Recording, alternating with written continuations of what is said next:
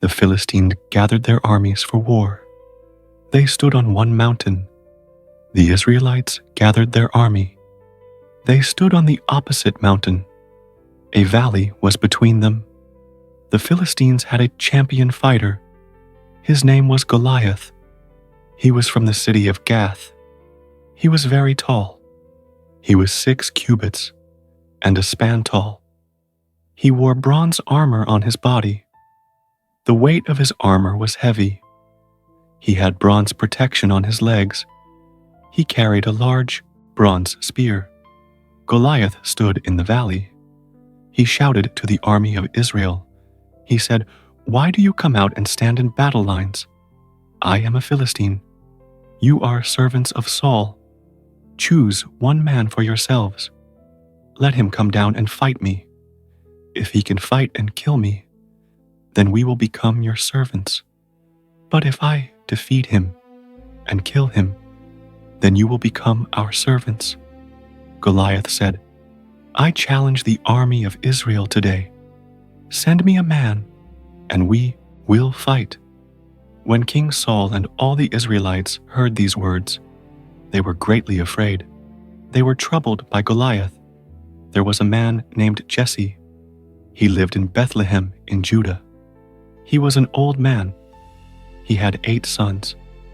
Jesse's 3 oldest sons followed King Saul to the war. Their names were Eliab, Abinadab, and Shammah. David was the youngest son of Jesse. David went back and forth from Saul's side. He returned to Bethlehem to care for his father's sheep. For 40 days, Goliath came forward. He stood in the valley, morning and evening. One day, Jesse spoke to his son David. Jesse said, "Take this roasted grain and these 10 loaves of bread. Hurry, take them to your brothers in the camp. Also, take these 10 cheeses to the commander of their group. Go and see how your brothers are doing. Bring back some news from them." David woke up early the next morning. He left the sheep with another shepherd. He took the supplies and went to the camp, as Jesse commanded him. David arrived at the camp. The army was preparing for battle. The soldiers shouted the battle cry. Israel and the Philistines stood opposite each other. David left his supplies with the keeper of the equipment. He ran to the battle line to greet his brothers. David was talking with them. Then Goliath, the champion, came out of the Philistine line. Goliath repeated his usual challenge. David heard the challenge. All the men of Israel saw Goliath. They were terrified. They ran away from him. The men said to David, "Do you see this man? He comes to challenge Israel. The king will give great wealth to the man who kills him. The king will also give him his daughter in marriage. He will make his father's family free from taxes in Israel." David asked the men who stood near him, "What will be done for the man who kills this Philistine? What will be done for the man who removes this shame from Israel? Who is this Philistine? He is an uncircumcised man. Why does he insult the armies of the living God?" The soldiers repeated the promise. They said, "This is what will be done for the man who kills him." David's oldest brother, Eliab, heard David talking with the men. Eliab became very angry with David. Eliab said, "Why did you come down here? Who did you leave the few sheep with in the desert? I know your pride and the evil in your heart. You came down only to watch the battle." David answered, "What have I done now? I only asked a question." David turned away from his brother. He asked the same question to other men. They gave him the same answer. Some men heard David's words. They told King Saul about them. Saul sent for David. David stood before Saul. David said, "Let no one's heart fail because of this Philistine. I will go and fight him." Saul looked at David. Saul said, "You are not able to go against this Philistine. You cannot fight him. You are only a young boy. Goliath has been a man of war since he was young." David said to Saul, "I watch my father's sheep. When a lion or a bear came, it took a lamb from the flock. I went after the animal. I struck it and saved the lamb from its mouth. If the animal turned against me, I caught it by the jaw. I struck it and killed it. I have killed both the lion and the bear." David continued, "This uncircumcised Philistine will be like one of those animals. He insulted the armies of the living God. The Lord saved me from the paw of the lion and the paw of the bear. He will also save me from the hand of this Philistine." Saul finally agreed. Saul said to David, "Go, and may the Lord be with you." Saul dressed David in his own armor. Saul put a bronze helmet on David's head. Saul put his coat of armor on David. David tied Saul's sword over the armor. David tried to walk in the heavy armor. He was not used to walking in it. David said to Saul, "I cannot go with these things. I am not used to them," he said. David took the armor off. David took his shepherd's staff in his hand. He went down to the stream nearby. He chose 5 smooth stones from the water. He put the stones carefully into his shepherd's bag. He kept his sling ready in his hand. David started to move toward the Philistine. The Philistine walked nearer and nearer to David. The man who carried Goliath's shield walked before him. Goliath looked closely at David. He saw that David was just a youth. David was only a boy. David was handsome and healthy. Goliath felt contempt for David. Goliath said to David, "Am I a dog? Why do you come to me with sticks?" Goliath cursed David by the names of his gods. Goliath spoke harshly to David. "Come here to me," Goliath demanded. "I will feed your body to the birds of the air. I will give your flesh to the wild animals." David spoke back to the Philistine, "You come against me with a sword." David said, "You come with a spear and a javelin, but I come against you in the name of the Lord of hosts. He is the God of the armies of Israel. You have insulted him greatly." David declared, "The Lord will deliver you into my hand today. I will strike you down. I will cut off your head. I will give the bodies of the Philistine army to the birds. I will give them to the wild animals of the earth. Then all the world will know that Israel has a God. All these people standing here will know that the Lord saves people. He does not need a sword or a spear to save. The battle belongs only to the Lord. He will give all of you into our hands." When Goliath started to move toward David, David ran quickly. David rushed to meet Goliath on the battle line. David put his hand into his shepherd's bag. He quickly took out one stone. He put the stone into his sling. He swung the sling powerfully. He shot the stone directly at Goliath. The stone hit the Philistine on his forehead. The stone sank deep into his forehead. Goliath fell forward onto the ground. He fell face down. David defeated the Philistine with only a sling and a stone. David struck the Philistine down and killed him. David did not have a sword in his hand. David ran and stood over the huge Philistine. He grabbed Goliath's own sword. He pulled the long sword out of its sheath. David killed Goliath completely. He cut off Goliath's head. The Philistines saw that their mighty hero was dead. They turned and ran away in fear. The men of Israel and Judah stood up. They shouted loudly. They chased the Philistines away. They pursued them all the way to Gath. They chased them to the gates of Ekron.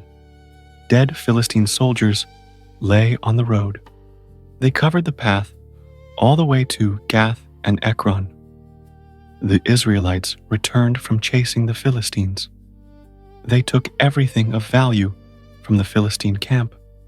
David took the head of the Philistine. He brought it to the city of Jerusalem. He put Goliath's weapons inside his own tent. King Saul looked at David. David was returning from killing the large Philistine. Saul spoke to Abner. Abner was the commander of the army. Saul asked, "Abner, whose son is this young man?" Abner replied, "My lord, O king, I do not know." Saul commanded Abner, "Go and find out whose son this boy is." David stood before Saul. David held the Philistine's head in his hand. Saul asked him, "Young man, whose son are you?" David answered the king, "I am the son of your servant Jesse. Jesse lives in Bethlehem." David finished speaking with Saul.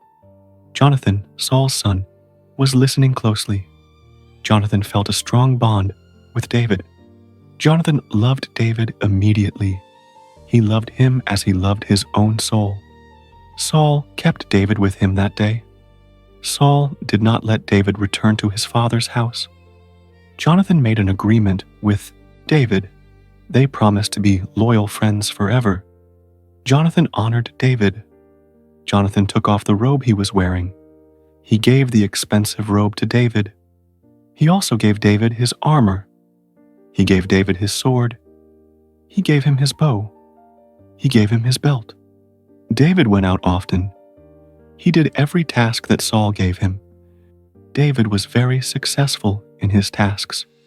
Saul put David in charge of the men of war. This pleased all the people. Saul's servants also accepted David's command. The army returned home.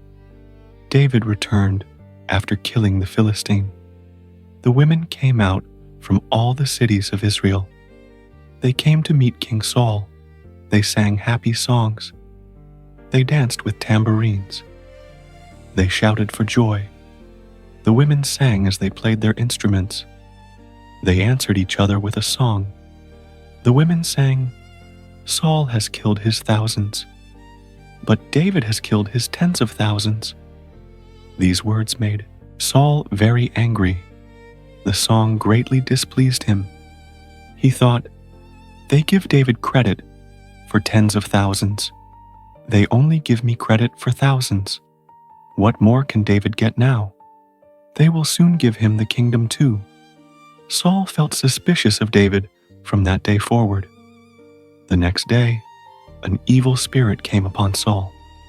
The spirit was from God. Saul behaved like a crazy man inside his house. David played the harp for Saul. He played music every day, as he had done before. Saul held a spear in his hand. Saul suddenly threw the spear at David. Saul thought, "I will pin David to the wall." David dodged the spear quickly. He moved away from Saul 2 times. Saul was afraid of David. He feared David because the Lord was with David. The Lord had left King Saul. Saul decided to remove David from his personal service. Saul sent David away. Saul made David a commander over 1,000 men. David led the soldiers out to battle. He brought them back safely. David acted wisely in all his ways. The Lord was with David in everything he did.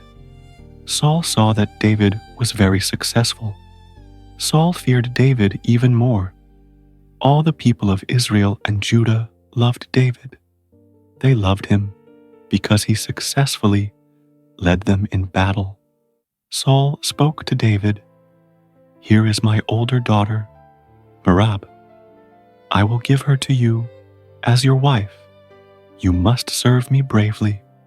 You must fight the Lord's battles." Saul thought, "I will not kill David myself. Let the Philistines kill him instead." David answered Saul, "Who am I, and what is my family? Who are my relatives in Israel? I am not worthy to be the king's son-in-law." The time came for Merab, Saul's daughter, to marry David. But Saul gave her to Adriel, the Maholathite, instead. Saul had another daughter named Michal. Michal loved David very much. Saul heard about this love. The news pleased Saul. Saul thought, I will use Michal to trap David. I will give her to him, but the Philistines will kill him. Saul said to David, You shall be my son-in-law today. Saul commanded his servants, Speak to David secretly. Tell him, The king likes you. All his servants love you. You should become the king's son-in-law. Saul's servants spoke these words to David. David answered, Is it easy to become the king's son-in-law? I am a poor man. I am not respected. The servants reported David's words to Saul. Saul said, Tell David this, the king does not want a marriage gift of silver or gold. The king only wants 100 foreskins of the Philistines. This is to take revenge on the king's enemies. Saul intended that David should fall by the hand of the Philistines. The servants told David Saul's message. David was pleased with the offer. He was happy to become the king's son-in-law. David did not wait for the time to expire. David stood up and went with his men. He killed 200 men of the Philistines. David brought their foreskins to Saul. He gave the full number to the king. He wanted to become the king's son-in-law. Saul then gave his daughter, Michal, to David as a wife. Saul knew surely that the Lord was with David. Saul also saw that his daughter, Michal, loved David. Saul became even more afraid of David. Saul became David's enemy permanently. He hated David every day. The Philistine leaders kept coming out to fight. Every time they came out, David was more successful than Saul's other officers. David's name became very famous. Saul spoke to his son, Jonathan. Saul also spoke to all his servants. He told them to kill David. Saul's hatred was now total. Jonathan loved David very much. Jonathan heard his father's evil plan. Jonathan was very sad. Jonathan warned David immediately. Jonathan said, My father Saul seeks to kill you. Jonathan said, Be careful tomorrow morning. Jonathan advised David, Go and hide yourself. Jonathan said, Stay in a secret place. Jonathan planned to go to the field. He planned to stand near his father. He wanted to speak to Saul about David. He hoped to find out Saul's true intentions. Jonathan went out to the field. Saul came to the field. Jonathan spoke good words about David. Jonathan said, O king, do not sin against David. Jonathan reminded Saul of David's great service. David did not harm the king. David helped the nation. David fought the Philistine. David killed Goliath. The Lord gave a great victory to Israel. You were happy when this happened. Why do you want to kill an innocent man now? Why should you shed innocent blood?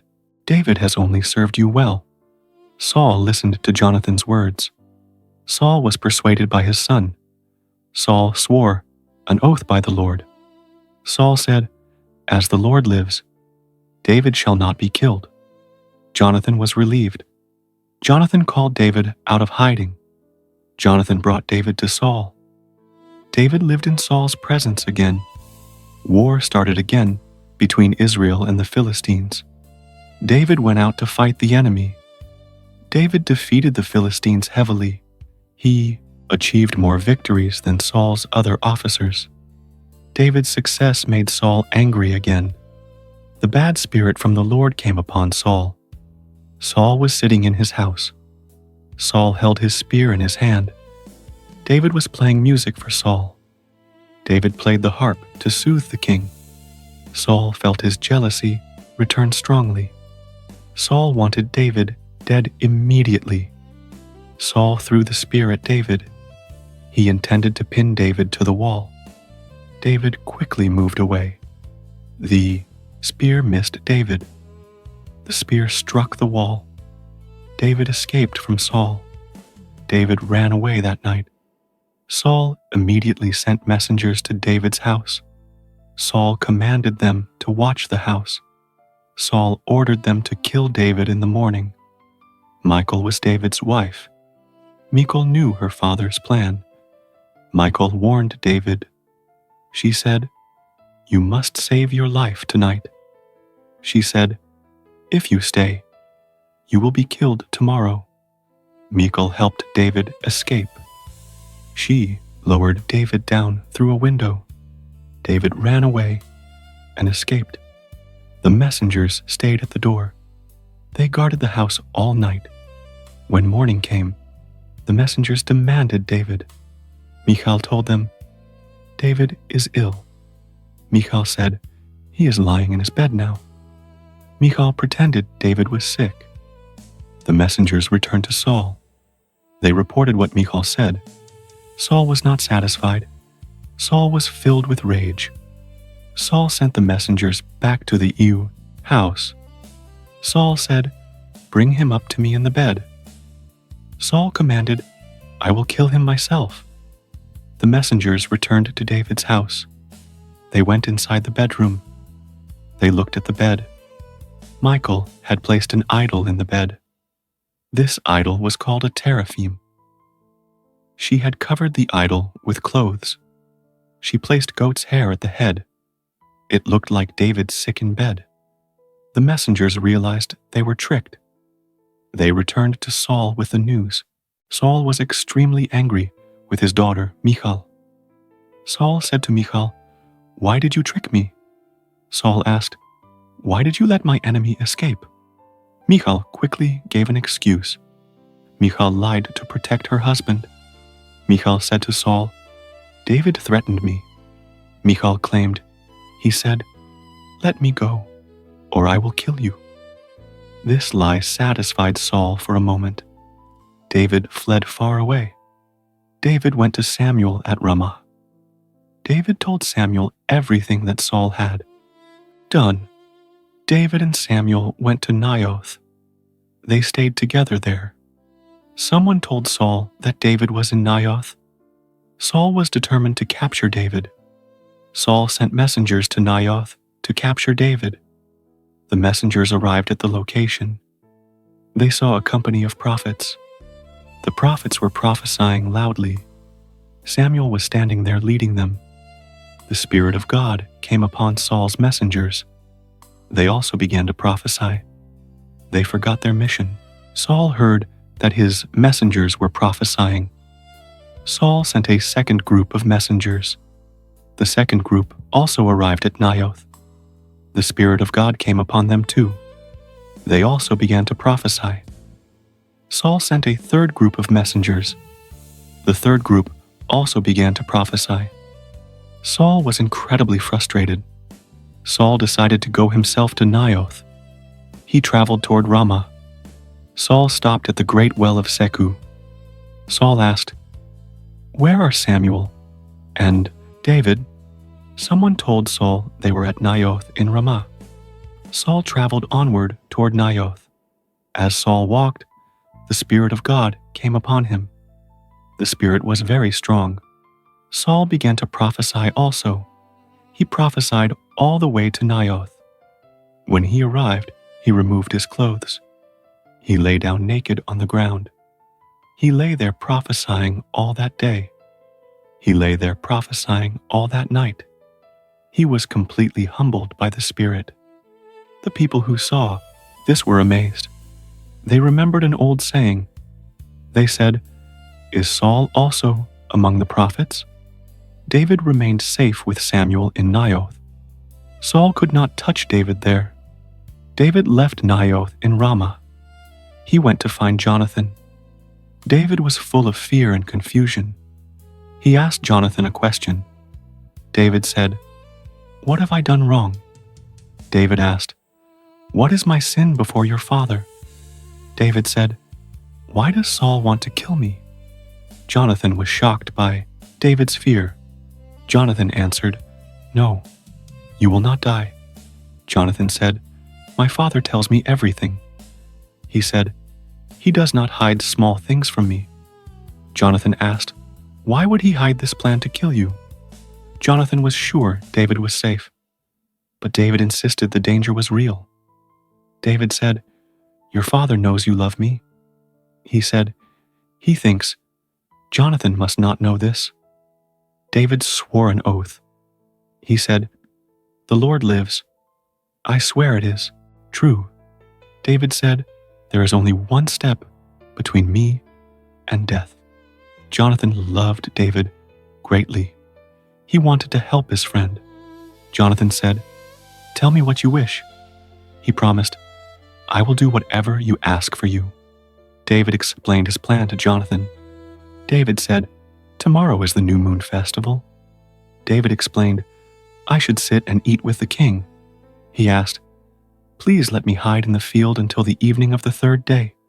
He said, "Hide near the stone easel." David described the secret signal. David said, "You will come out on the third day." He said, "You will shoot 3 arrows near the stone." Then Jonathan would send his boy to find the arrows. David explained the first part of the signal. David said, "If you say to the boy, 'Look, the arrows are on this side of you,' then I am safe." He said, "I can come out because I am safe."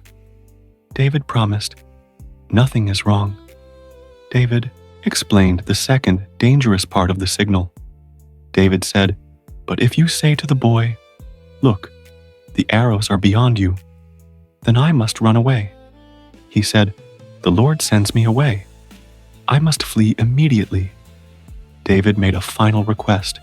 He said, "Let the Lord be between you and me forever." They made a covenant. They swore loyalty to each other before the Lord. They promised friendship to their future families. David went and hid in the field. The new moon festival began. Saul sat down to eat the meal. He sat in his usual seat by the wall. Jonathan sat opposite him. Abner sat next to Saul. David's seat was empty. Saul did not say anything on the first day. Saul thought David was unclean. He thought perhaps something happened to make him unclean. The next day was the second day of the month. David's seat was empty again. Saul grew suspicious. Saul asked Jonathan a question. Saul said, "Why did the son of Jesse not come to the meal yesterday and today?" Jonathan had a ready answer. Jonathan replied, "David asked me for permission." He said, "He needed to go to Bethlehem." Jonathan explained David's reason. Jonathan said, "My family has a yearly sacrifice there." He quoted David, "My older brother commanded me to be there." Jonathan repeated David's words, "If I have your favor, please let me go and see my brothers." Saul became furiously angry with Jonathan. Saul shouted at his son. Saul said, "You son of a rebellious woman." Saul insulted Jonathan and his mother. Saul said, "I know that you love the son of Jesse." He shouted, "This brings shame to you." Saul warned Jonathan about his future. Saul said, "As long as David lives on the earth, you will not be safe." He threatened, "Your kingdom will not be safe." Saul gave a command. Saul said, "Send men now and bring David to me." Saul commanded, "He must die." Jonathan stood up for his friend. Jonathan asked his father, "Why must he die?" Jonathan asked, "What has David done wrong?" Saul grabbed his spear immediately. He threw the spear at Jonathan. Saul intended to strike his own son. Jonathan quickly knew his father truly planned to kill David. Jonathan rose from the table. He was filled with fierce anger. He ate no food that second day of the festival. Jonathan was sad for David. He was sad because his father had deeply shamed him. In the morning, Jonathan went out to the field. He went to the place where he and David agreed to meet. He took a small boy with him. Jonathan took his bow and arrows. Jonathan told the boy to run. Jonathan said, "Run and find the arrows that I shoot." The boy ran ahead into the field. Jonathan shot an arrow far away. He shot the arrow beyond the boy. This was the agreed signal of danger. Jonathan shouted to the boy. Jonathan said, "Is the arrow not beyond you?" He yelled, "Hurry! Go quickly! Do not stop!" The boy gathered the arrows. He brought them back to his master. The boy did not understand the signal's meaning. Only Jonathan and David knew the truth. Jonathan gave his weapons to the boy. Jonathan said, "Go, carry these back to the city." The boy walked away with the weapons. David quickly came out from his hiding place. He came from the south side of the stone Ezel. David bowed low to Jonathan. His face touched the ground 3 times. They kissed each other. They wept together in sadness. David wept the most heavily. Jonathan spoke to comfort his friend. Jonathan said to David, "Go in peace." He reminded David of their promise. Jonathan said, "We promised loyalty to each other in the name of the Lord." He repeated their vow. "The Lord is between me and you." Jonathan said, "The Lord is between my children and your children forever." David stood up. He left the area immediately. He went on his way, fleeing from Saul. Jonathan returned to the city of Gibeah. David was now alone and hunted. David needed to go far away. He was running from King Saul. David went to the city of Nob. Nob was where the priests served the Lord. David went to Ahimelech, the priest. Ahimelech was afraid when he saw David. Ahimelech asked David, "Why are you alone?" Ahimelech asked, "Why is no one with you?" David did not tell the truth. David lied to the priest. David said, "The king sent me on a secret mission." David said, "The king told me, no one must know about this mission." David said, "I told my young men to meet me in a specific place." David was very hungry. David said to Ahimelech, "Please give me 5 loaves of bread." David said, "Give me whatever food you have." Ahimelech answered David, "I do not have common bread." Ahimelech said, "I only have holy bread." This holy bread was the bread of the presence. Ahimelech said, "I can give you the holy bread if your young men have kept themselves pure." Ahimelech meant they must be ritually clean. David answered the priest. David said, "We have kept ourselves clean." David said, "We always keep ourselves pure, even on common trips." David said, "This journey is holy." The priest gave David the holy bread.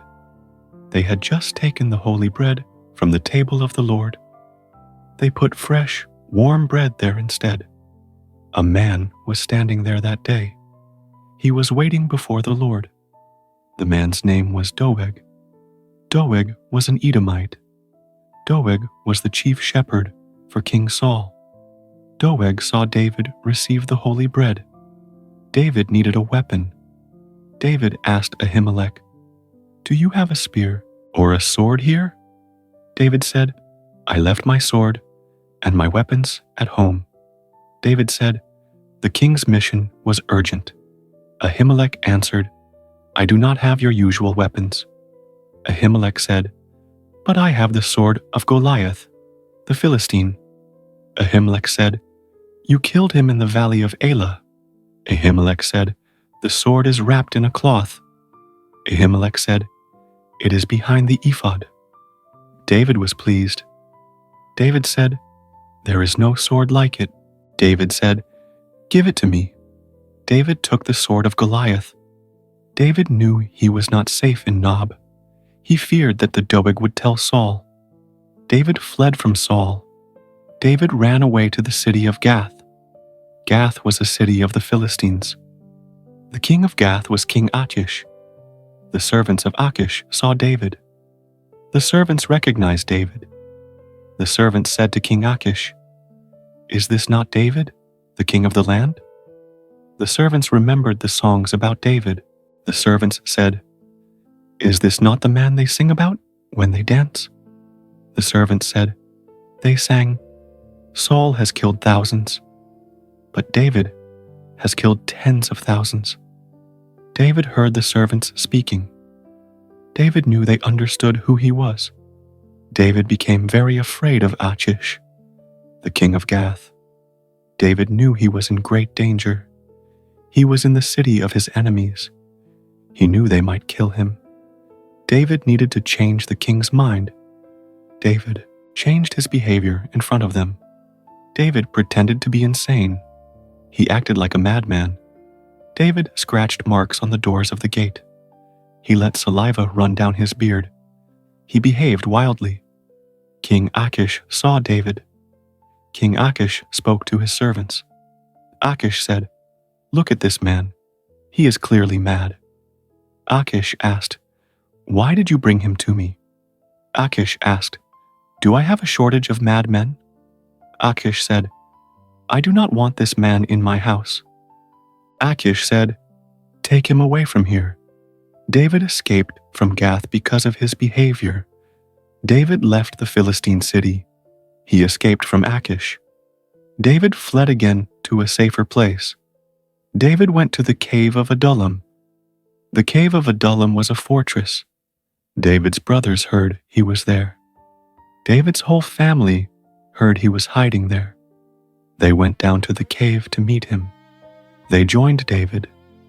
Many other men came to David. These men were in trouble. These men were in debt. These men were discontented with their lives. These men gathered around David. David became their captain. David became their leader. There were about 400 men with David. David did not stay long in the cave of Adullam. He felt he needed an even safer place for his family. David decided to go to Moab. He wanted to protect his parents. David said to the king of Moab, "Please let my father and mother stay with you." David said, "Let them stay until I know what God will do for me." David took his parents to the king of Moab. The king of Moab agreed to help David's parents. David's parents stayed with the king of Moab the whole time David was hiding. Then the prophet Gad came to David. The prophet Gad spoke to David. Gad said, "Do not stay in the fortress." Gad said, "Go back to the land of Judah." David listened to the prophet. David left the safe place in Moab. David went back toward Judah. He came to the forest of Hereth. He and his men stayed in the forest. King Saul was in Gibeah. Saul knew that David was hiding. Saul was sitting under a tamarisk tree. He was sitting on the hill. Saul had his spear in his hand. All his servants were standing around him. Saul spoke angrily to his servants. Saul said, "Listen now, men of Benjamin." Saul asked, "Will the son of Jesse give every one of you fields and vineyards?" Saul asked, "Will he make all of you commanders of thousands and commanders of hundreds?" Saul was trying to turn his men against David. Saul said, "You all conspire against me." Saul said, "No one told me when my son made an alliance with the son of Jesse." Saul said, "No one feels sorry for me." Saul said, "My own son has caused my servant to lie in wait for me." The men stood silently. None of the servants answered the king. Then Doeg the Edomite spoke. Doeg was standing among the servants of Saul. Doeg said, "I saw the son of Jesse." Doeg said, "He came to Nob." Doeg said, "He came to Ahimelech, the son of Ahitub." Doeg described the help David received. Doeg said, "Ahimelech asked the Lord for guidance for David." Doeg said, "Ahimelech also gave food to David." Doeg said, "Ahimelech gave David the sword of Goliath, the Philistine." King Saul was furious. Saul sent a message to the priest Ahimelech. Saul commanded, "Bring Ahimelech, the priest, to me." Saul also commanded, "Bring the whole family of his father." Saul commanded, "Bring all the priests in Nob." Ahimelech and all the priests came to King Saul. Saul spoke to Ahimelech. Saul asked, "Listen now, son of Ahitub." Ahimelech answered, "Here I am, my lord." Saul asked him, "Why did you conspire against me?" Saul said, "You conspired against me with the son of Jesse." Saul said, "You gave him bread and a sword." Saul said, "You asked God for guidance for him." Saul said, "You helped him rise up against me." Saul said, "Now he lies in wait for my life." Ahimelech tried to defend himself. Ahimelech answered Saul, "Who among all your servants is as loyal as David?" Ahimelech said, "David is the king's son-in-law." Ahimelech said, "David is the commander of your bodyguards." Ahimelech said, "David is honored in your house." Ahimelech said, "This was not the first time I asked God for guidance for him." Ahimelech said, "I did not know about any evil plan." Ahimelech said, "Let the king not blame me, his servant, or my family." Ahimelech said, "I knew nothing about this matter, small or great." King Saul did not believe Ahimelech. Saul swore an oath. Saul said, "You will surely die, Ahimelech." Saul said, "You will die, you and all your father's family." Saul commanded his bodyguards. Saul said to the guards, "Turn and kill the priests of the Lord." Saul said, "They helped David." Saul said, "They knew David was fleeing, but they did not tell me." The bodyguards refused to obey the king. The king's men did not want to lift their hands. They refused to strike the priests of the Lord. Then Saul commanded Doeg the Edomite. Saul said to Doeg, "You turn and strike the priests." Doeg the Edomite stepped forward. Doeg struck the priests. Doeg killed 85 men that day. They were all priests who wore the linen ephod. Saul also commanded an attack on Nob, the city of the priests. Saul ordered them to kill the people of Nob with the sword. They killed men and women. They killed children and infants. They killed oxen, donkeys, and sheep. They destroyed the whole city.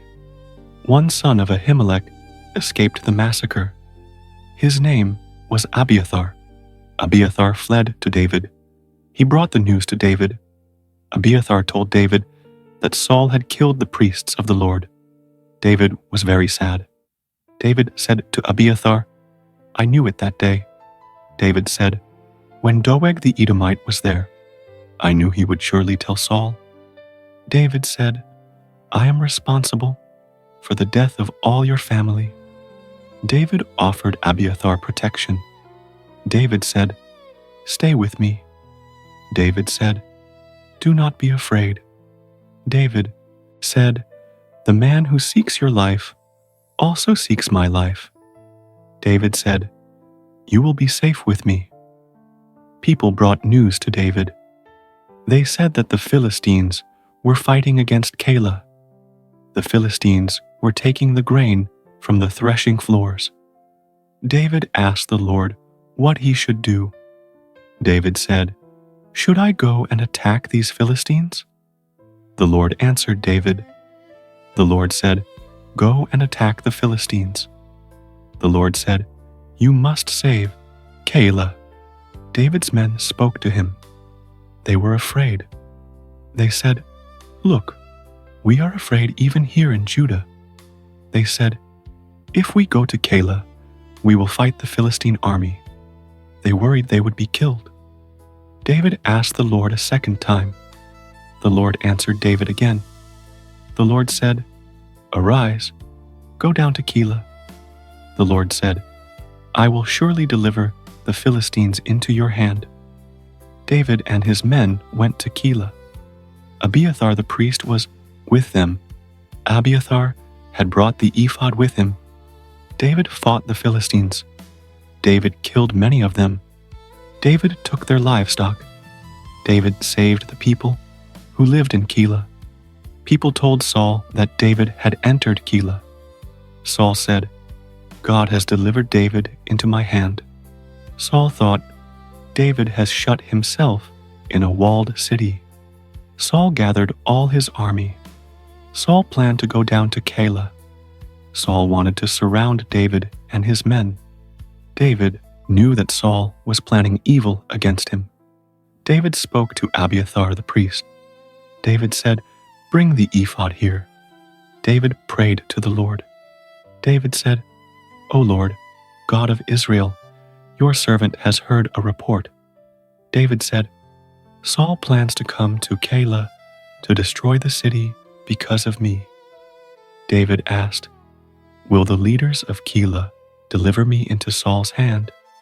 David asked, "Will Saul come down, as your servant has heard?" David asked, "O Lord, God of Israel, please tell your servant."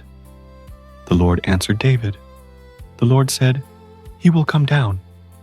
Saul will attack." David asked again, "Will the men of Keilah deliver me and my men into the hand of Saul?" The Lord answered. The Lord said, "They will deliver you." The men of Keilah would betray David. David commanded his men. David and his men left Keilah quickly. There were about 600 men. They left the city and went wherever they could go. People told Saul that David had escaped from Keilah. Saul stopped his march. Saul did not go to the city. David stayed in the wilderness. He stayed in the strong places. David stayed in the hill country of the wilderness of Ziph. Saul searched for David every day. But God did not deliver David into Saul's hand. David was very afraid, because Saul continued to look for his life. Jonathan, Saul's son, went to David. Jonathan found David in the forest. Jonathan helped David trust God. Jonathan said to David, "Do not fear." Jonathan said, "The hand of Saul, my father, shall not find you." Jonathan said, "You shall be king over Israel." Jonathan said, "I shall be next to you." Jonathan said, "Even my father Saul knows this." The two men made a covenant before the Lord. David stayed in the forest. Jonathan went back to his own house. The Ziphites came up to Saul at Gibeah.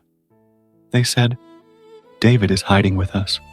They said, "He is in the strongholds in the forest." They said, "He is in the hill of Hachilah, which is south of Jeshimon." The Ziphites said to Saul, "Now, O king, come down when your soul desires to come down." The Ziphites said, "It will be our duty to deliver David into the king's hand." Saul was pleased. Saul said, "May you be blessed by the Lord." Saul said, "You have shown compassion on me." Saul said, "Go and make sure of David's hiding place." Saul said, "See where his steps are, and who has seen him there." Saul said, "I am told that David acts very craftily." Saul said, "See all the hiding places where David hides." Saul said, "Then come back to me with the certain news." Saul said, "I will go with you." Saul said, "If David is in the land, I will search him out among all the thousands of Judah." The Ziphites went ahead of Saul to Ziph. David and his men were in the wilderness of Maon. They were in the plain south of Jeshimon. Saul and his men went out to search for David. David heard this news. David went down to the rock. David stayed in the wilderness of Maon. Saul heard that David went to the wilderness of Maon. Saul followed David there. Saul went on one side of the mountain. David and his men went on the other side of the mountain. David hurried to get away from Saul. Saul and his men were surrounding David and his men to capture them. A messenger came quickly to Saul. The messenger said, "Hurry and come." The messenger said, "The Philistines have made a raid upon the land." Saul stopped chasing David. Saul went to meet the Philistines. For this reason, they called that place the Rock of Escape. David went up from there. David stayed in the strongholds of En-Gedi. Saul returned from following the Philistines. Someone told him about David. They said, "Look, David is in the wilderness of En-Gedi." Saul took 3,000 chosen men. These men were the best soldiers from all Israel. Saul went to find David and his men. Saul went toward the rocks of the wild goats. Saul came to the sheepfolds by the road. A cave was there. Saul went into the cave to rest. He went inside to cover his feet. David and his men were hiding deep inside the cave. David's men spoke to him. They said, "Look, this is the day." They said, "The Lord spoke to you about this day." They said, "He said, I will give your enemy into your hand." They said, "You may do to him what seems good to you." David stood up slowly. David crept quietly. He came near Saul. David cut off the corner of Saul's robe. Saul did not know David was there. After David cut the cloth, his conscience bothered him greatly. David felt very guilty. David spoke to his men. David said, "The Lord forbid that I should do this thing." David said, "I must not lift my hand against my lord Saul." David said, "Saul is the Lord's anointed one." David kept his men from attacking Saul. David used these words to restrain them. David did not allow them to rise against Saul. Saul left the cave. Saul went on his way. David stood up immediately. David left the cave after Saul. David shouted after Saul. David said, "My lord, the king." Saul looked behind him. David bowed with his face to the ground. David showed deep respect. David spoke to Saul. David said, "Why do you listen to the words of men?" David said, "They say, 'David seeks to harm you.'" David said, "Today your eyes have seen the truth." David said, "The Lord delivered you into my hand in the cave." David said, "Some men told me to kill you." David said, "But I did not kill you." David said, "I spared you." David said, "I said, I will not lift my hand against my Lord." David said, "He is the Lord's anointed one." David showed Saul the proof. David said, "Look at the corner of your robe in my hand." David said, "I cut off the corner of your robe." David said, "But I did not kill you." David said, "Know and see that there is no evil in my hand." David said, "I have not sinned against you." David said, "Yet you hunt my life to take it away." David felt this was a great injustice.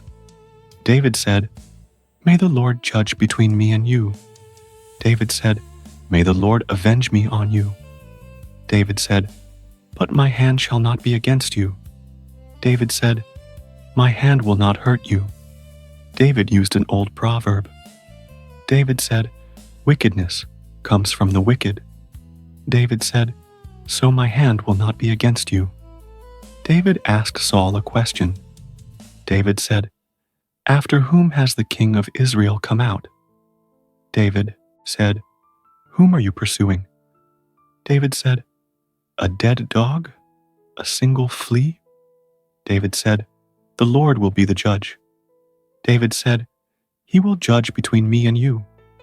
David said, "He will see and plead my cause."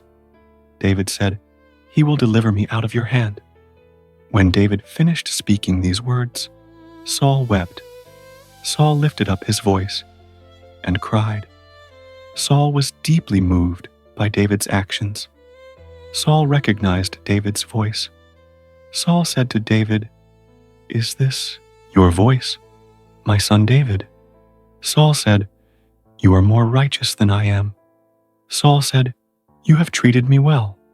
Saul said, "I have treated you evil." Saul said, "Today you have shown how good you are to me."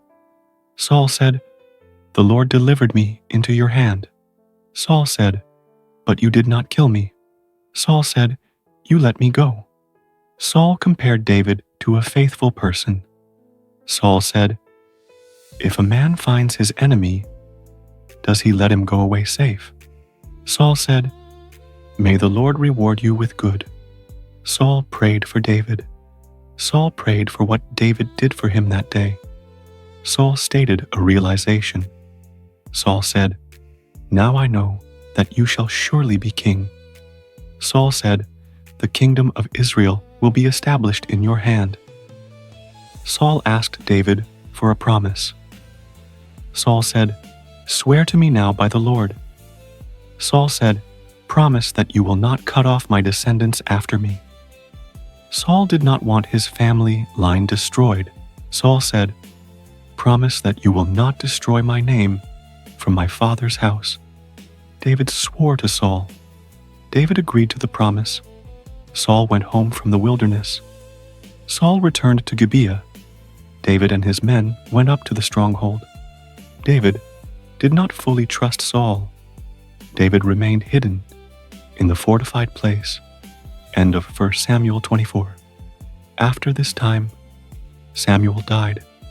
All the Israelites gathered together. They mourned for Samuel. They buried Samuel at his house in Ramah. Ramah was his city. David moved away from there. David went down to the wilderness of Paran. There was a man in Maon. His possessions were in Carmel. The man was very rich. He had 3,000 sheep. He had 1,000 goats. He was shearing his sheep in Carmel. The man's name was Nabal. The name Nabal means fool. His wife's name was Abigail. The woman was very intelligent. She was beautiful in form, but the man Nabal was harsh. He was evil in his dealings. He was a Calebite. David heard in the wilderness that Nabal was shearing his sheep. David sent 10 young men.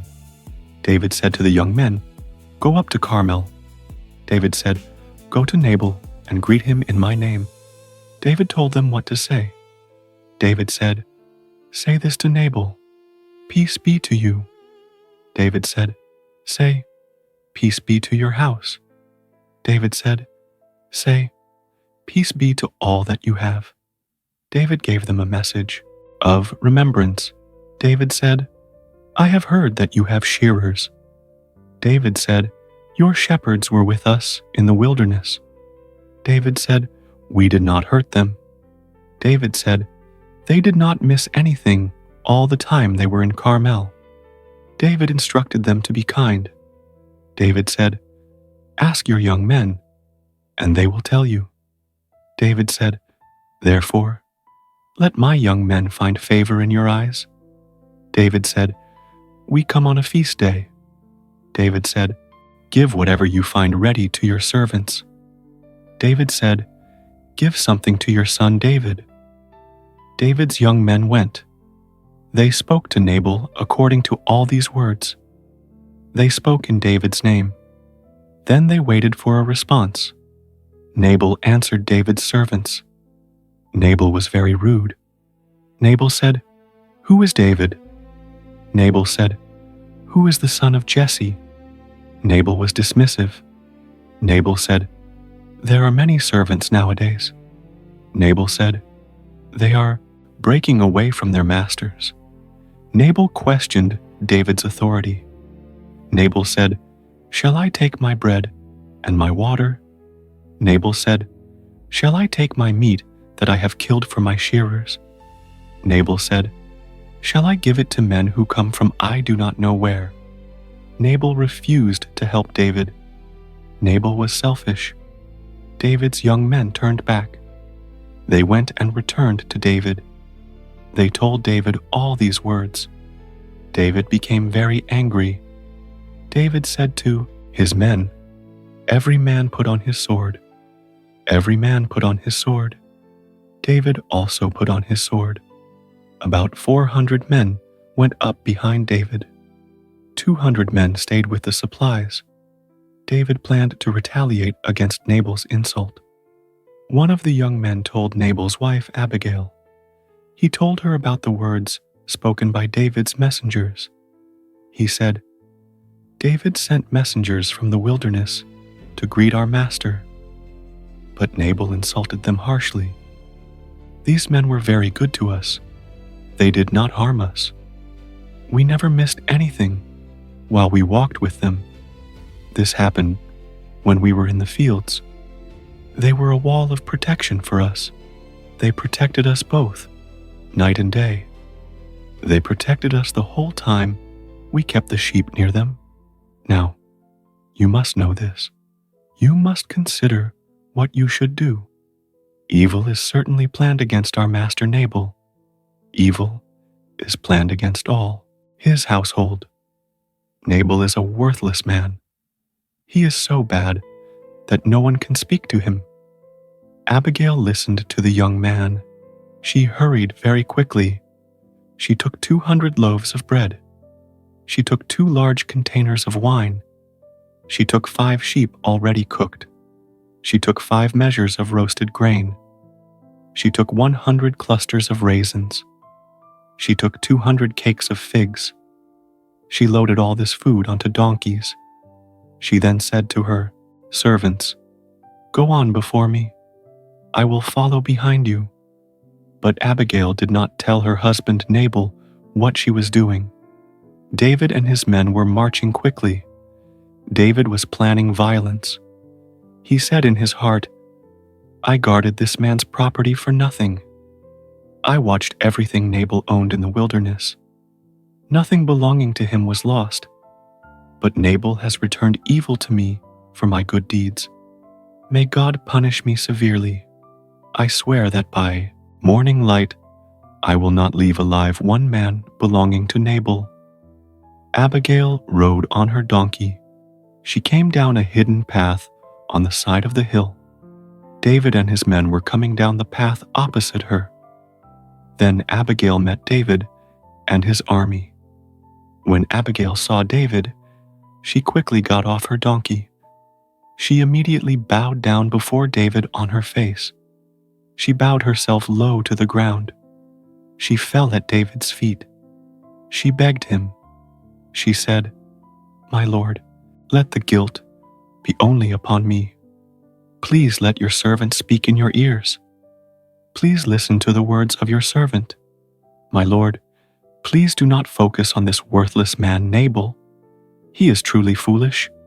His name is Fool, and foolishness is truly with him. But I, your servant, did not see the young men you sent." Abigail continued speaking, "Now, my lord, the Lord lives. As surely as your soul lives, the Lord has kept you from spilling blood. The Lord has kept you from taking revenge with your own hand. Now let all your enemies be like Nabal. Let all those who seek evil against my Lord be foolish like Nabal. Now, see this gift," she said. "Your servant has brought this present to my Lord. Give this food to the young men who follow my Lord. Please forgive the offense of your servant. The Lord will surely establish a lasting royal house for my Lord. This is because my Lord fights the battles of the Lord. No evil shall be found in you all your days." Abigail spoke about David's future. "If any man rises up to pursue you," she said, "if anyone seeks your life," she continued, "the life of my Lord will be protected. It will be safe with the Lord your God. But the lives of your enemies, God will throw them out like stones from a sling, when the Lord has done all the good things he promised. For my Lord, when the Lord has appointed you ruler over Israel," she said, "then you will have no reason for sorrow. You will have no trouble in your heart. You will not regret that you shed blood without reason. You will not regret that you took revenge with your own hand. When the Lord shows kindness to my Lord, please remember your servant." David spoke to Abigail. He was deeply moved by her words. David said to Abigail, "Blessed is the Lord, the God of Israel. He sent you this day to meet me. Blessed is your good judgment. Blessed are you, Abigail. You have kept me this day from shedding blood. You stopped me from taking revenge with my own hand. For truly, the Lord, the God of Israel, lives. He kept me from hurting you. If you had not hurried quickly to meet me, surely Nabal would have no male left alive by morning light." David then accepted the gifts Abigail brought him. He took the food from her hand. David said to her, "Go up in peace to your house. See, I have listened to your voice. I have respected your words." Abigail came back to Nabal. Nabal was at home. He was holding a great feast in his house. The feast was like the feast of a king. Nabal's heart was merry. He was very drunk. So Abigail told him nothing at all. She did not speak to him until the next morning. In the morning, Nabal was sober. The wine had left him. His wife Abigail told him all these things. She told him about David's army. She told him about David's anger. She told him about David's plan to kill him. Nabal's heart died within him. He became like a stone. About 10 days later, the Lord struck Nabal, and Nabal died. When David heard that Nabal was dead, he was thankful. David said, "Blessed be the Lord. He has judged the cause of Nabal's insult. He has kept his servant from doing evil. The Lord has returned the evil of Nabal upon his own head." David sent messengers to Abigail. He sent them to ask her to become his wife. The servants came to Abigail at Carmel. They spoke to her. They said, "David has sent us to you. He wants to take you as his wife." Abigail rose quickly. She bowed down on her face to the ground. She said, "Here is your servant. I am ready to be a servant. I will wash the feet of the servants of my Lord." Abigail hurried and rose up. She rode upon a donkey. 5 of her female servants went with her. She followed the messengers of David. She became David's wife. David had also married Ahinoam of Jezreel. Both Ahinoam and Abigail were David's wives. But Saul had given David's first wife, Michal, to Palti. Palti was the son of Laish. Palti was from Galim. The Ziphites came to Saul at Gibeah. They told Saul, "David is hiding. He is on the hill of Hachilah. This place is before Jeshimon." Saul rose up. He went down to the wilderness of Ziph. Saul took 3,000 chosen men of Israel. Saul searched for David in the wilderness of Ziph. David sent out spies. He knew that Saul had truly come. David went to the place where Saul had camped. He saw the place where Saul lay sleeping. Abner, the son of Ner, was there. Abner was the commander of Saul's army. Saul was sleeping in the middle of the camp. The people camped around Saul. David spoke to Ahimelech the Hittite. He spoke to Abishai, the brother of Joab. Abishai was the son of Zeruiah. David asked, "Who will go down with me to Saul in the camp?" Abishai answered, "I will go down with you." David and Abishai came to the people by night. Saul was lying asleep inside the camp. His spear was stuck in the ground near his head. Abner and the people were lying around Saul. They were all sleeping deeply. The Lord had sent a deep sleep upon them. Abishai said to David, "God has given your enemy into your hand this day. Please let me strike him. I will pin him to the earth with one stroke. I will not need a second stroke." David said to Abishai, Do not destroy him. Who can stretch out his hand against the Lord's anointed? That man will be guiltless." David said, "The Lord will strike him, or his day will come to die, or he will go down into battle and perish." David continued, "The Lord forbid that I should stretch out my hand against the Lord's anointed. Now, take the spear that is at his head. Take the water jar. Let us go." David took the spear and the water jar from Saul's head. They went away quietly. No one saw them. No one knew it. No one woke up. They were all asleep. A deep sleep from the Lord was upon them. David went over to the other side. He stood on the top of the mountain far away. There was a great distance between them. David called to the people and to Abner. He shouted, "Abner, are you not answering?" Abner answered, "Who are you? Why do you call to the king?" David said to Abner, "You are a strong man. Who is like you in Israel? Why have you not guarded your lord the king? A man came in to destroy the king, your lord. What you have done is not good. As the Lord lives, you deserve to die. This is because you have not guarded your lord, the Lord's anointed. Look now where the king's spear is. Look where the water jar is. They were right at his head." Saul knew David's voice. Saul asked, "Is that your voice, my son David?" David said, "It is my voice, my lord, O king." David asked, "Why does my lord pursue his servant? What have I done? What evil is in my hand? Please let the king hear the words of his servant.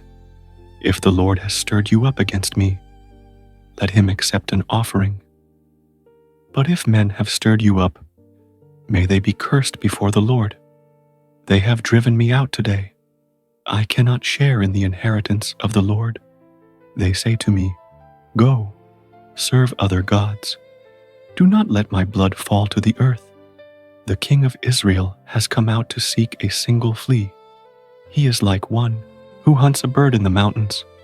Saul said, "I have sinned. Return, my son David.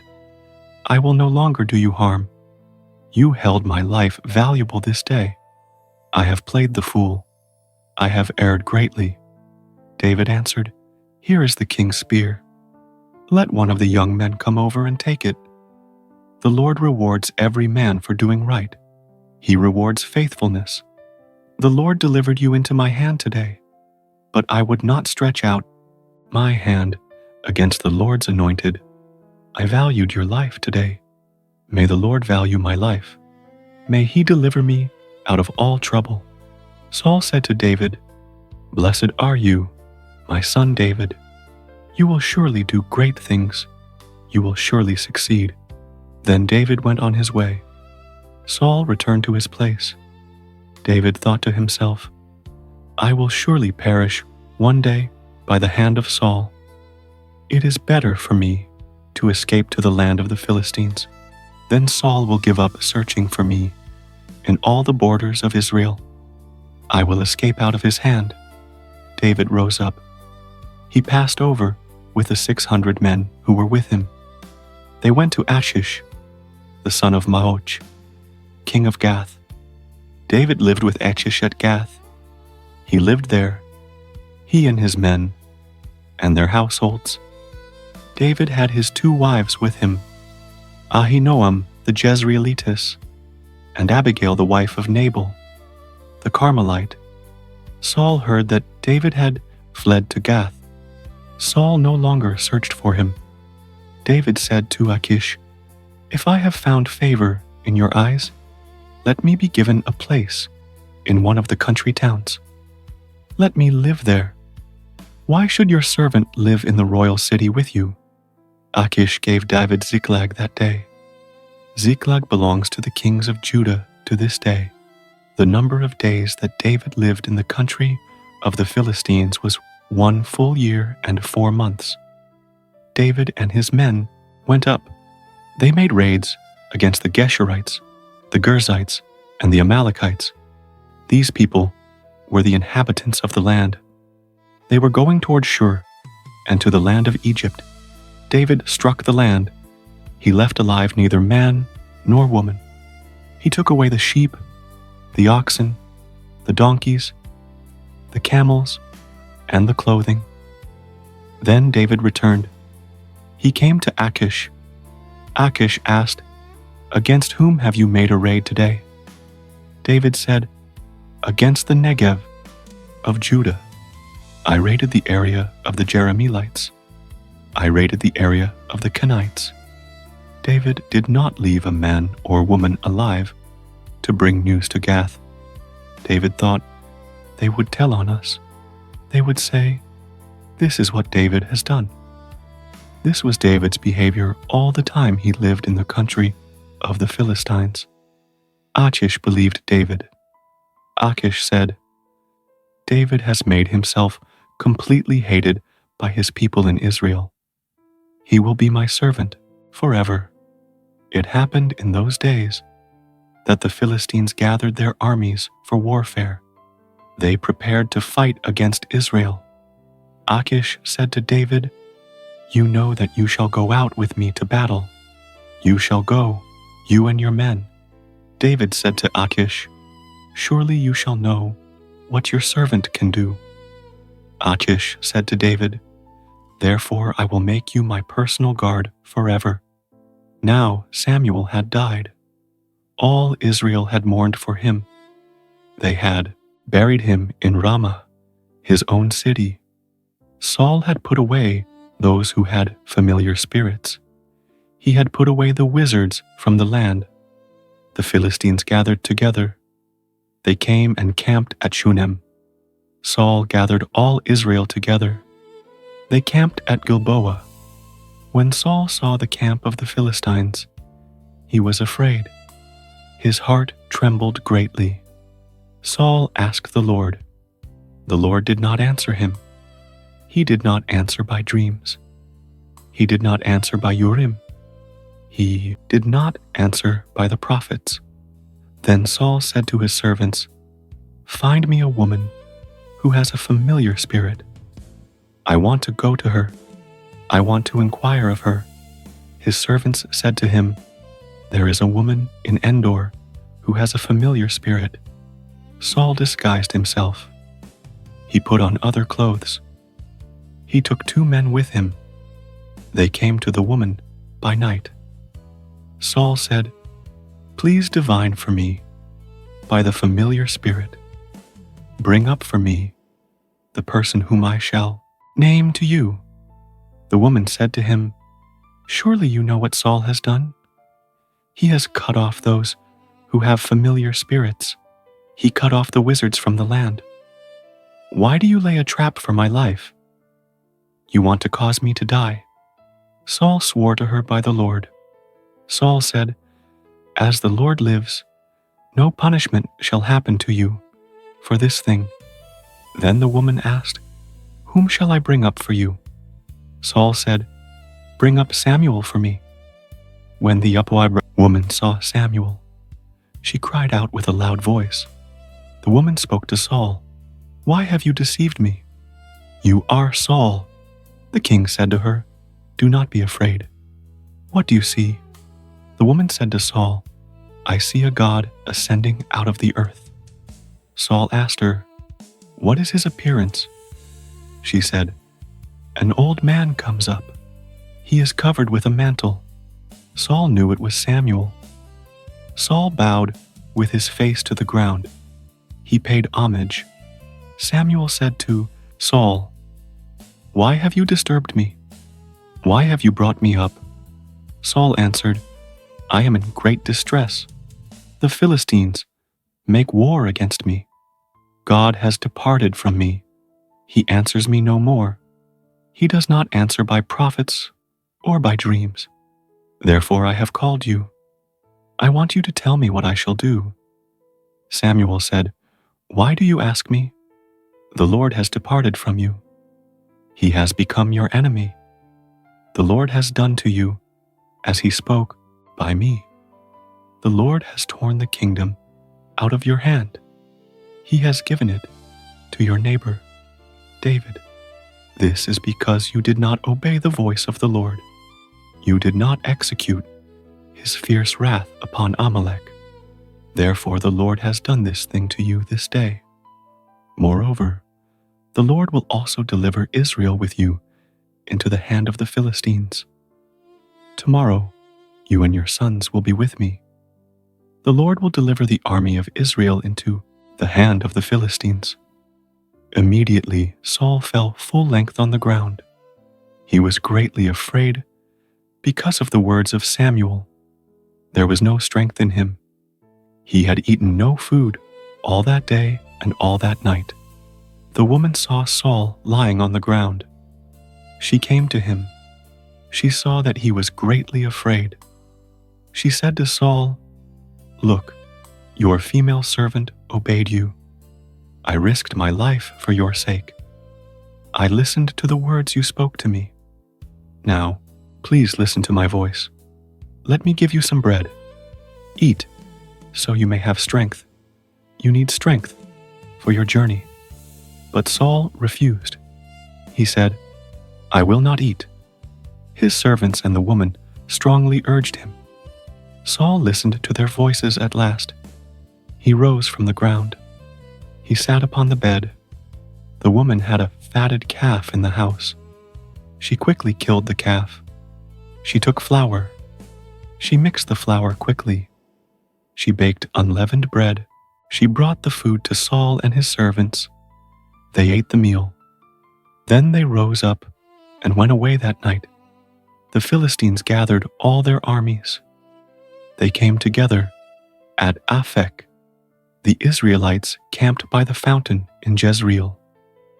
The Philistine leaders marched by hundreds and by thousands. David and his men marched in the rear with Achish. The leaders of the Philistines saw David. They became angry. The commanders said, "What are these Hebrews doing here?" Achish answered the leaders of the Philistines. He said, "This is David. He is the servant of Saul, the king of Israel. He has been with me for a long time. I have found no fault in him. I have found no fault since the day he came to me." But the Philistine commanders were not satisfied. They spoke against David. They said to Achish, "Send this man back. He must return to the place you appointed for him. He must not go down with us to battle. He may turn against us during the fight. He might try to please his master Saul. He would do this by killing our own men. Is this not David? He is the man they sang about in their dances. They sang, 'Saul has killed his thousands, and David his 10,000s. Achish called David. He spoke to him kindly. He said, "The Lord lives, and I know you are honest. I know you're going out, and coming in with me is good. I have found no evil in you. You are like an angel of God to me. But the lords of the Philistines do not favor you. Now, return. Go in peace. Do nothing to offend the Philistine leaders." David felt great distress. David said to Achish, "But what have I done? What evil have you found in me? I have been your servant until this day. Why can I not fight against the enemies of my lord the king?" Achish answered David again. He said, "I know you are good in my sight, but the commanders have given their order. They said, 'He shall not go up with us into the battle.' Now rise up early in the morning. Rise up with the servants of your master who came with you. Leave as soon as it is light." So David and his men rose up early. They left in the morning. They returned to the land of the Philistines. The Philistines went up to Jezreel to fight Israel. It was the third day. David and his men arrived at Ziklag. The Amalekites had raided the south. They had attacked Ziklag. They burned the city with fire. They took the women captive. They took everyone who was in the city. They took the small and the great. They did not kill anyone. They carried them all away. David and his men came to the city. They saw the city was burned. Their wives and their sons and their daughters were gone. David and the people with him wept loudly. They wept until they had no more strength to weep. David's 2 wives were taken captive. Ahinoam the Jezreelitess was gone. Abigail, Nabal's wife, was also gone. David was greatly distressed. The people spoke of stoning him.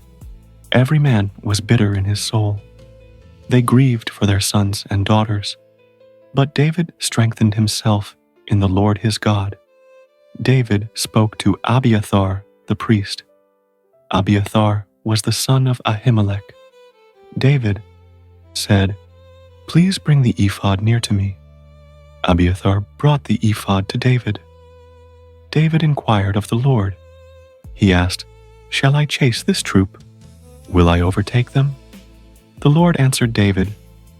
The Lord said, "Pursue them. You will surely overtake them. You will surely rescue everyone." So David went. The 600 men who were with him went too. They came to the brook Besor. 200 men were too tired to cross the brook. They stayed behind there. David continued the chase with 400 men. They found an Egyptian man in the field. They brought him to David. They gave him food, and he ate. They gave him water to drink. They gave him a cake of figs and some raisins. He ate, and his strength returned to him.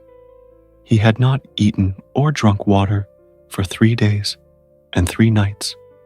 David asked him, "To whom do you belong? Where are you from?" The young man answered, "I am an Egyptian. I am the servant of an Amalekite. My master left me behind. I became sick 3 days ago. We raided the south of the Cherethites. We raided the territory of Judah. We raided the south of Caleb. We burned Ziklag with fire." David asked him, "Can you lead me to this troop?" The young man said, "Swear to me by God. Promise that you will not kill me. Promise that you will not send me back to my master. Then I will lead you down to this troop." David swore to the young man. He promised he would not kill him. He promised he would not send him back. David's men gave the Egyptian food. They gave him water. They gave him a piece of fig cake. They gave him 2 clusters of raisins. He ate the food. He drank the water. His spirit returned to him. He had not eaten or drunk water for 3 days. The young man led David down to the troop. They saw the Amalekites. The Amalekites were spread out over all the land. They were eating and drinking. They were celebrating a great feast. They were happy because of the great spoil they had taken. They took spoil from the land of the Philistines. They took spoil from the land of Judah. David attacked the Amalekites. He attacked them from twilight that day. He attacked them until the evening of the next day. David killed them all. No man escaped the fighting. Only 400 young men escaped the battle. These men mounted their camels. They fled quickly away. David recovered everything. He recovered all that the Amalekites had taken. David rescued his 2 wives. Nothing was missing from the spoil. They found the small animals and the great animals. They found the sons and the daughters. They found the spoil they had lost. David brought everything back. David also took all the flocks. David took all the herds. The people drove these animals before the other cattle. They began to say, "This is David's spoil." David came to the brook Besor. he came to the 200 men he had left there. These 200 men were too tired to cross the brook. They were too weak to follow David further. The 200 men came out to meet David. They came out to meet the people who were with him. David came near them. He greeted them kindly. Some evil men spoke up. These men were among those who had gone with David. They were worthless men. They said, "These 200 men did not go with us." They said, "We will not give them any spoil. They can only take their wives and their children. Let them take them and go away." David answered them firmly. David said, "My brothers, you must not do this. You must not do this with what the Lord has given us. The Lord protected us. The Lord delivered the troop that came against us into our hand." David asked, "Who will listen to you in this matter?" "The portion for those who stayed by the baggage must be the same. The portion for those who went down to the battle must be the same. They must share the spoil equally." David made this a law in Israel. This rule remains the custom to this day. David came back to Ziklag. He took some of the spoil. He sent gifts to the elders of Judah. These men were his friends. He sent the gifts to various cities. He said to them, "See, here is a present for you. It is from the spoil of the enemies of the Lord." He sent gifts to the elders in Bethel. He sent gifts to the elders in Ramoth of the south. He sent gifts to the elders in Jatir. He sent gifts to the elders in Aroer. He sent gifts to the elders in Siphmoth. He sent gifts to the elders in Eshtemoa. He sent gifts to the elders in Rachel. He sent gifts to the elders in the cities of the Jerahmeelites. He sent gifts to the elders in the cities of the Kenites. He sent gifts to the elders in Hormah. He sent gifts to the elders in Borashan. He sent gifts to the elders in Athak. He sent gifts to the elders in Hebron. He sent gifts to all the places David and his men used to travel. The Philistines fought against Israel. The men of Israel ran away from the Philistines. Many Israelites died on Mount Gilboa. The Philistines chased Saul and his sons. The Philistines killed Jonathan. They killed Abinadab and Malchishua. The fighting was heavy against Saul. The archers found Saul. The archers wounded Saul very badly. Saul said to his armor-bearer, "Take your sword." Saul said, "Kill me now." Saul was afraid of the Philistines.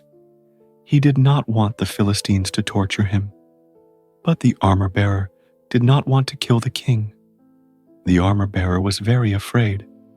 Then Saul took his own sword. He fell on the sword. The armor-bearer saw that Saul was dead. He also fell on his own sword. The armor-bearer died with Saul. So Saul died that day. His 3 sons died. His armor-bearer died. All his men died together. The Israelites across the valley saw the army running away. They saw that Saul and his sons were dead. The Israelites left their cities. They ran away to other places. The Philistines came and lived in the empty cities. The next day, the Philistines came to remove things from the dead bodies. They found Saul and his 3 sons lying dead on Mount Gilboa. The Philistines cut off Saul's head. They took away his armor. They sent messengers throughout the land of the Philistines.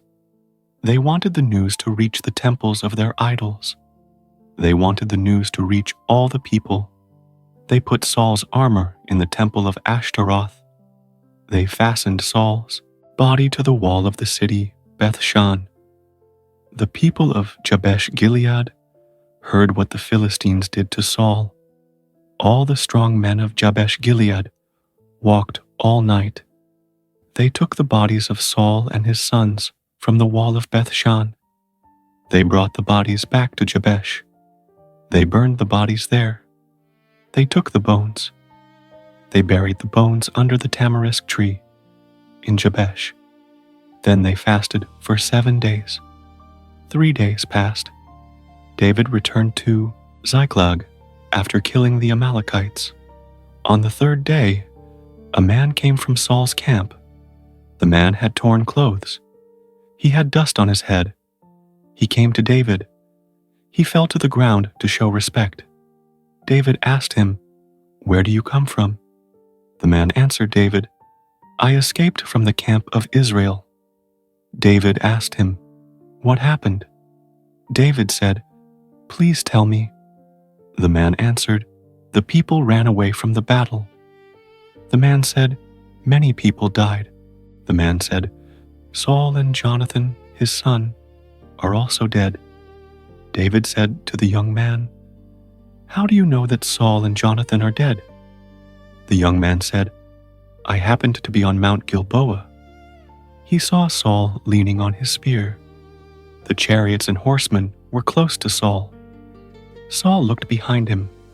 He saw the young man. Saul called to him. The young man said, "Here I am." Saul asked him, "Who are you?" The young man answered, "I am an Amalekite."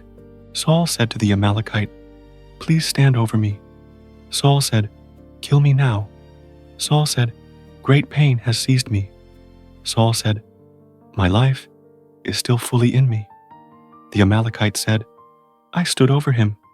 The Amalekite said, "I knew he could not live after he fell." So the Amalekite killed Saul. The Amalekite took the crown from Saul's head. The Amalekite took the armlet from Saul's arm. The Amalekite brought them to David. When David heard the news, he took hold of his clothes. He tore his clothes loudly. All the men who were with David tore their clothes too. They mourned. They wept. They fasted until evening. They mourned for Saul. They mourned for Jonathan, Saul's son. They mourned for the army of the Lord. They mourned for the people of Israel. They had died by the sword. David said to the young man who brought the news, "Where do you come from?" The young man said, "I am the son of a foreigner." The young man said, "I am an Amalekite." David asked him, "Why were you not afraid?" David asked, "Why did you stretch out your hand to destroy the Lord's anointed?" David called one of his young men. David said, "Come near." David said, "Strike him down." The young man struck the Amalekite. The Amalekite died instantly. David said to the dead man, "Your blood is on your own head." David said, "Your own mouth testified against you." David said, "You said, 'I have killed the Lord's anointed.'" David sang a sad song about Saul and Jonathan. He commanded the people of Judah to learn this sad song. It is the song of the bow. It is written in the book of Jashar. David sang, "O Israel, your glory is killed on your high places. How the mighty heroes have fallen. Do not tell the news in Gath. Do not announce it in the streets of Ashkelon. Do not let the Philistine women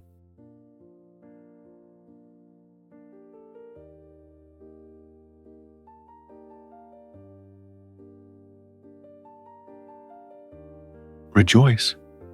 Do not let the daughters of the uncircumcised be happy. O mountains of Gilboa, let there be no dew on you. Let there be no rain on you. Let there be no fields of offerings. There the shields of the mighty were thrown away. The shield of Saul was not anointed with oil anymore. The bow of Jonathan never came back empty. The sword of Saul never came back without blood. Saul and Jonathan were lovely and pleasant in their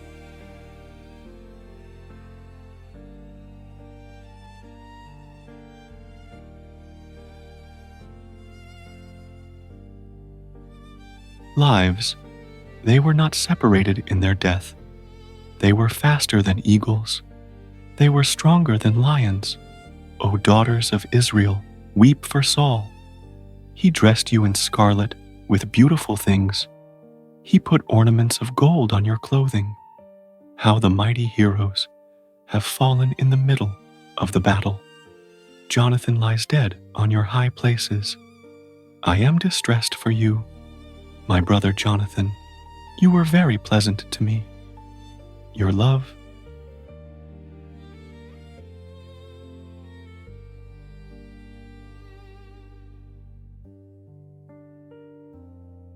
for me was wonderful. It was more wonderful than the love of women. How the mighty heroes have fallen. The weapons of war are destroyed. David asked the Lord, "Should I go up to one of the towns of Judah?" The Lord said to him, "Go up." David asked, "Where should I go?" The Lord said, "To Hebron." David went up there. He took his 2 wives with him. His wives were Ahinoam the Jezreelitess and Abigail, the widow of Nabal. David also brought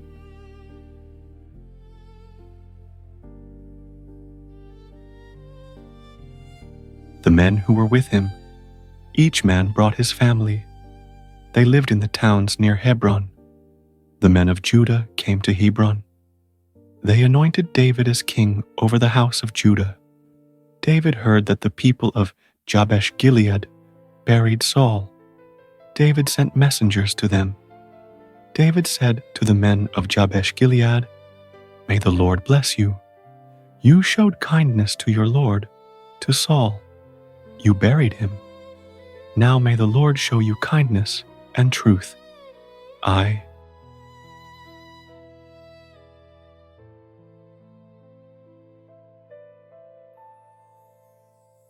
will also show you goodness, because you did this thing.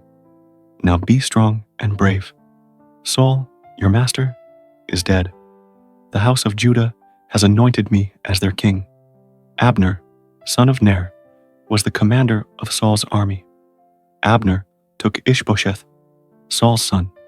Abner brought Ishbosheth across the Jordan to Mahanaim.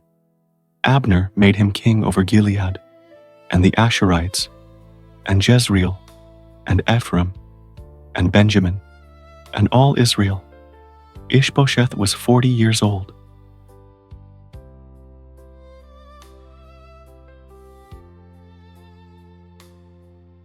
When he became king over Israel, he reigned for 2 years. Only the house of Judah followed David. David reigned in Hebron over the house of Judah. He reigned for 7 years and 6 months. Abner and the men of Ishbosheth marched from Mahanaim to Gibeon. Joab, son of Zeruiah, and David's men also went out. They met Abner's men by the pool of Gibeon.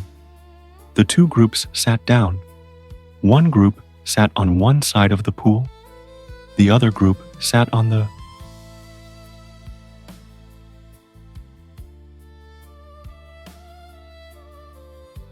opposite side. Abner spoke to Joab. "Let the young men stand up," he said. "Let them fight before us." Joab agreed. He said, "Let them stand up." 12 men stood up for Benjamin, for Ishbosheth. 12 men stood up from David's servants. Each man grabbed his opponent's head. Each man thrust his sword into the opponent's side. They all fell down together. They called that place Helkath Hazarim. A very hard battle followed that day. Abner and the men of Israel were beaten by David's men. 3 sons of Zeruiah were there: Joab, Abishai, and Asahel. Asahel was fast on his feet. He was like a wild gazelle. Asahel chased Abner. He did not turn right or left from following Abner. Abner looked behind him. "Is that you, Asahel?" he asked. Asahel answered, "It is I." Abner said to him, "Turn aside. Chase one of the young men instead. Take his armor for yourself." But Asahel would not stop.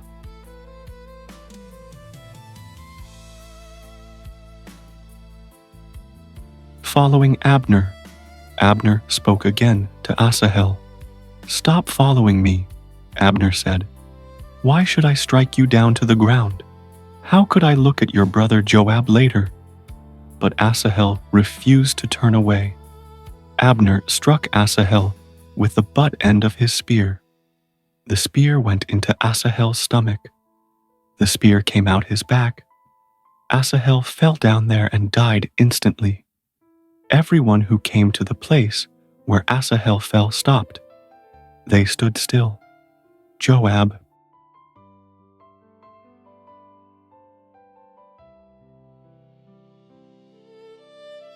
and Abishai chased Abner. The sun went down. As they reached the hill of Ammah, the sons of Benjamin gathered behind Abner. They formed one group. They stood on the top of the hill. Abner called out to Joab, "Must the sword consume forever?" He cried, "Do you not know that this fighting will end in sadness? How long will you stop telling your people to stop chasing their brothers?" Joab replied, "As God lives, if you had not spoken, the people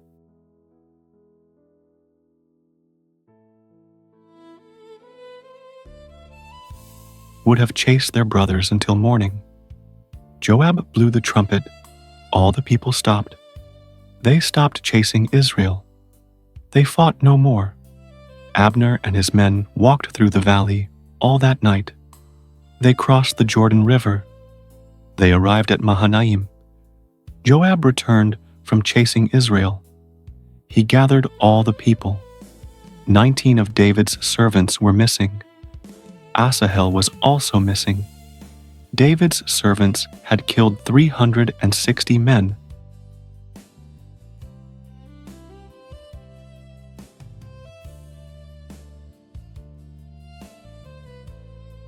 Of Benjamin and Abner's men, they picked up the body of Asahel.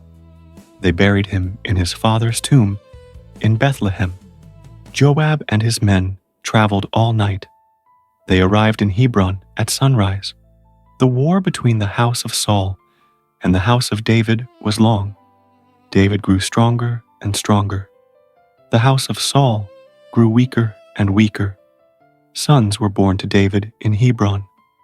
His first son was Amnon. His second son was Chileab. His third son was Absalom. His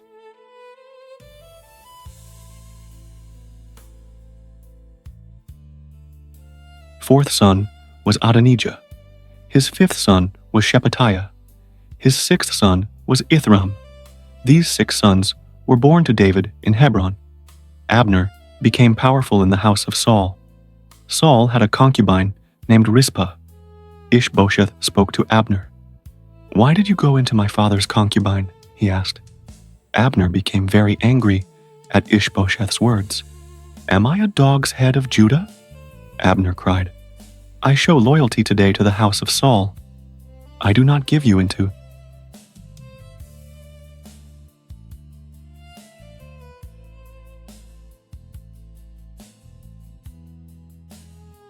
the hand of David. Yet you accuse me of a fault with this woman. May God do to me what he wishes?" Abner continued, "I will work hard for David. I will do what the Lord promised to David. I will take the kingdom from the house of Saul. I will establish David's throne over Israel and over Judah." Ishbosheth could not answer Abner a word. He was afraid of Abner. Abner sent messengers to David at Hebron. Abner asked David, "Whose is the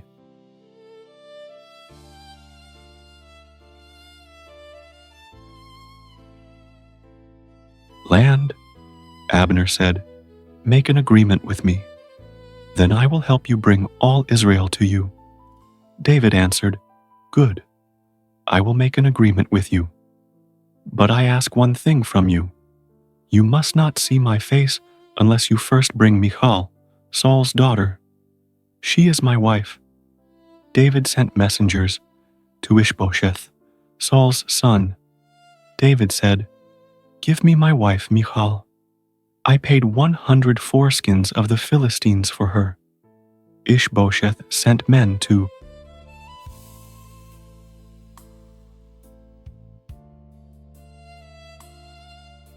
Take Michal from her husband. Michal was married to Palti, son of Laish. Her husband Palti went with her. He followed her, weeping, to Bahurim. Abner told him, "Go back." Palti then went back home. Abner spoke with the elders of Israel. He said, "You have wanted David to be your king. Now do it." The Lord said about David, "I will save my people Israel by the hand of my servant David." Abner also spoke to the tribe of Benjamin. Then Abner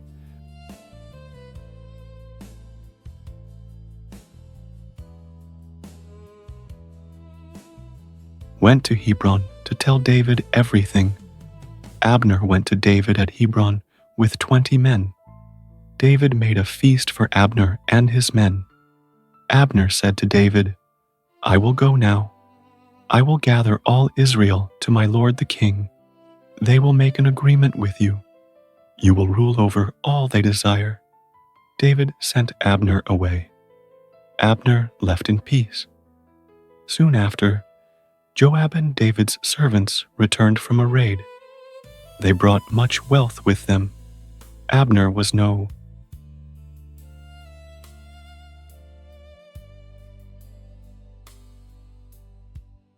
longer with David in Hebron. The servants told Joab, "Abner, the son of Ner, came to the king." The king sent him away. Abner left in peace. Joab went to the king. "What have you done?" Joab demanded. "Abner came to you. Why did you send him away so he could leave?" "You know Abner, son of Ner. He came to deceive you. He came to learn about your movements." Joab left David.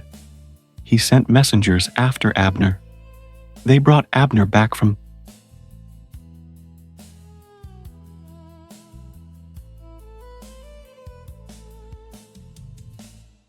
the well of Sirah. David did not know about this.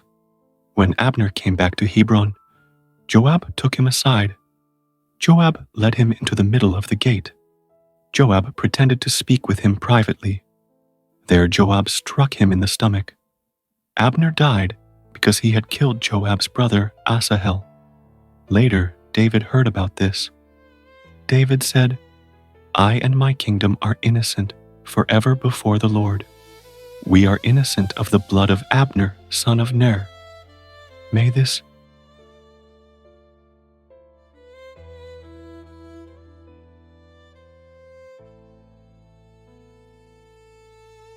guilt fall on the head of Joab.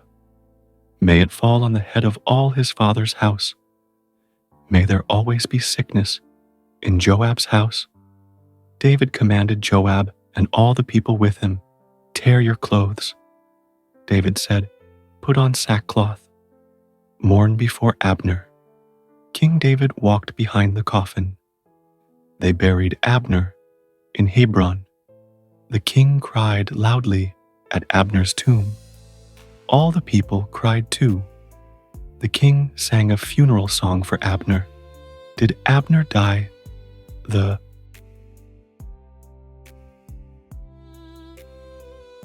death of a fool? Your hands were not tied. Your feet were not bound in chains. You fell as a man falls before evil men. All the people wept again for Abner. All the people came to David. They urged him to eat food while it was still day. But David swore an oath.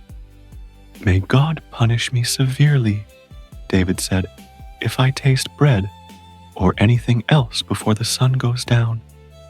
All the people noticed this. The people were pleased. They knew the king had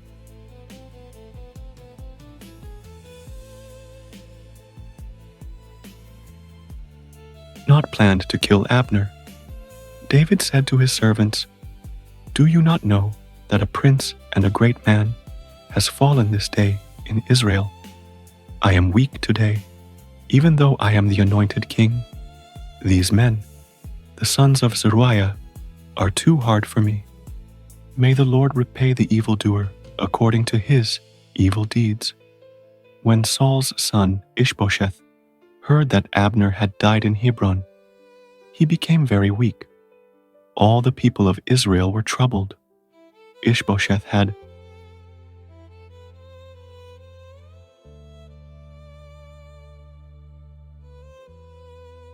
two men who were captains of raiding bands. Their names were Baanah and Rechab. They were brothers. They were the sons of Rimmon the Beerothite. Beeroth was considered part of the tribe of Benjamin. The people of Beeroth had run away to Gittaim. They lived there as foreigners until that day. Saul's son Jonathan had a son who was crippled in his feet. His name was Mephibosheth. He was 5 years old when the news about Saul and Jonathan came.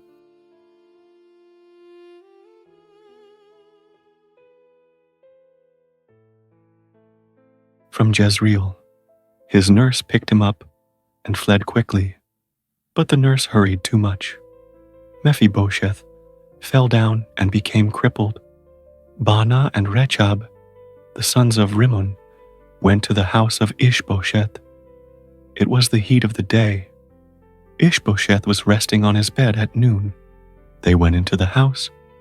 They pretended that they wanted to fetch some wheat. Then they went secretly into the inner room. They stabbed Ishbosheth in the stomach.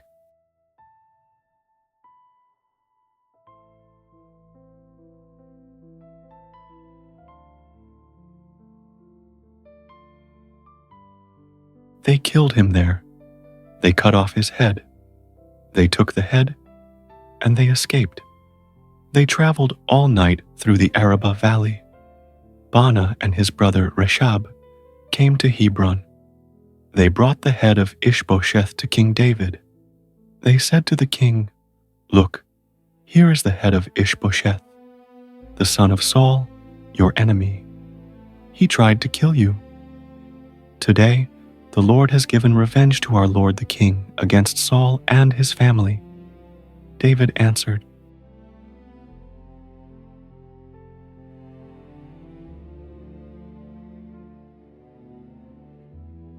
Rechab and his brother Baanah. He said, "As the Lord lives, who has saved me from all trouble, I swear this.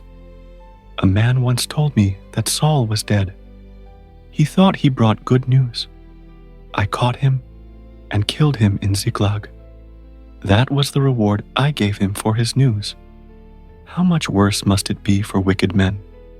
You killed a righteous man in his own house, on his own bed. Now I will demand his blood from your hands. I will remove you.